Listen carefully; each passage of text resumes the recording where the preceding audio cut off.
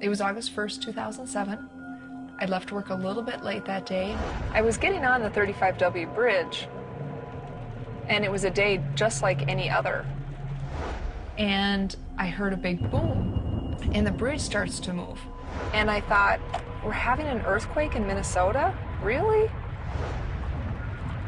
But it got worse. And it was at one point, the concrete is cracking in front of me. What I now know is the bridge was already starting to collapse from behind us.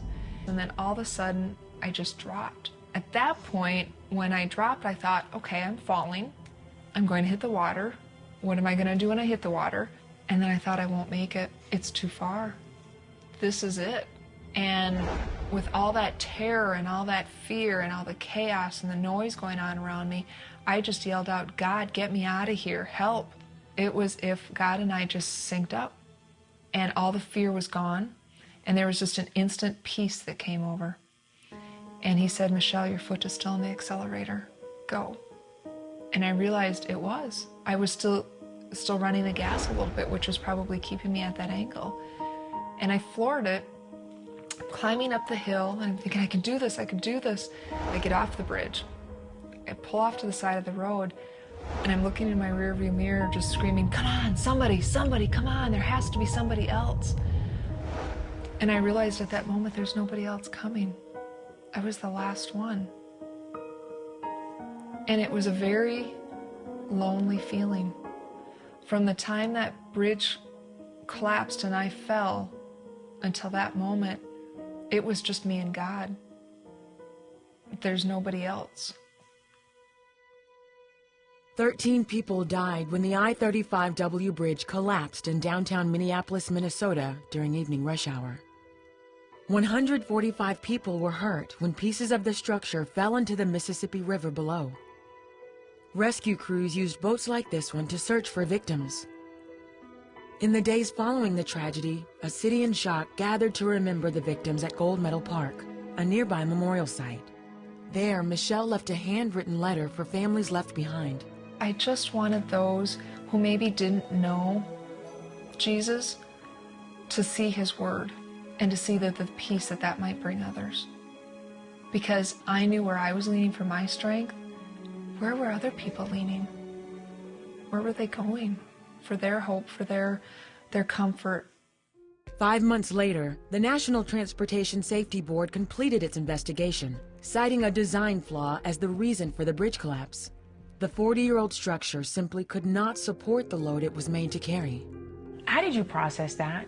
Because some people could take that, and there could be a lot of bitterness, or blaming or pointing the finger. This is why this happened. This is why this happened to me. This is why my loved one passed away. But how did you process that? I was relieved just to know the answer. Nobody intentionally built that bridge thinking it might collapse someday and who cares. They never really thought that.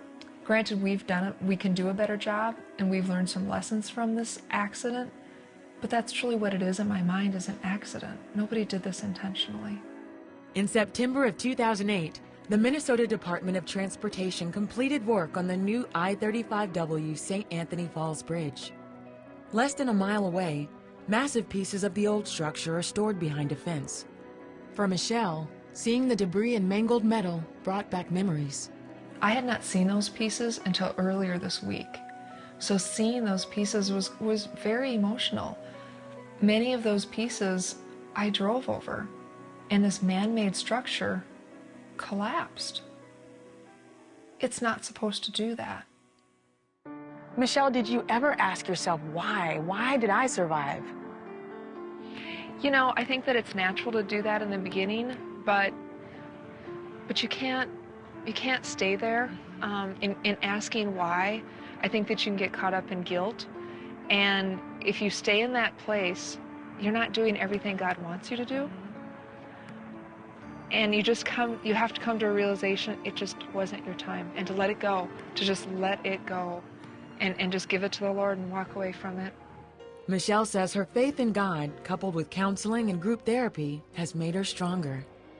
After coming so close to death, Michelle cherishes what's most precious in life, you will not find the peace that surpasses all understanding unless you put all of your faith in Jesus Christ. And in that moment, and we'll all experience it, in that moment when you're about ready to leave this earth, that's where your peace is going to come from.